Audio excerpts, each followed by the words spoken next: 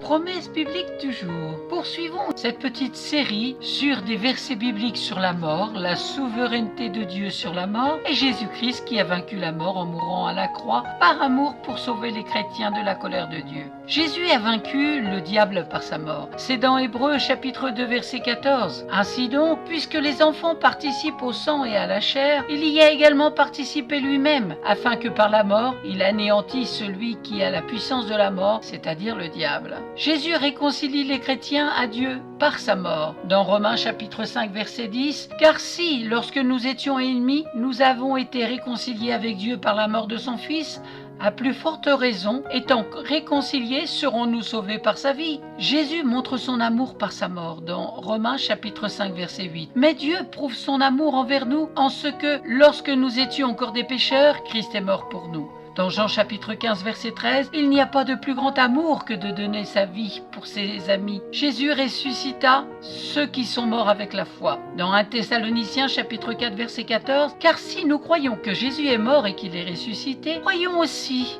que Dieu ramènera par Jésus et avec lui ceux qui sont morts. Voici en effet ce que nous vous déclarons d'après la parole du Seigneur. Nous les vivants, restés pour l'avènement du Seigneur, nous ne devancerons pas ceux qui sont morts. Car le Seigneur lui-même a un signal donné à la voix d'un archange et au son de la trompette de Dieu, descendra du ciel et les morts en Christ ressusciteront. Premièrement, ensuite, nous les vivants qui serons restés, nous serons tous ensemble enlevés avec eux sur des nuées à la rencontre du Seigneur dans les airs et ainsi nous serons toujours avec le Seigneur. On peut échapper à la seconde mort en enfer par la foi en Jésus. Jean chapitre 11 versets 25 à 26. Jésus lui dit « Je suis la résurrection et la vie. Celui qui croit en moi vivra, quand même il serait mort, et quiconque vit et croit en moi ne mourra jamais. Crois-tu cela ?» Et dans Jean chapitre 5 versets 24 à 25, « En vérité, je vous le dis, celui qui écoute ma parole et qui croit à celui qui m'a envoyé a la vie éternelle et ne vient point en jugement, mais il est passé de la mort à la vie. En vérité,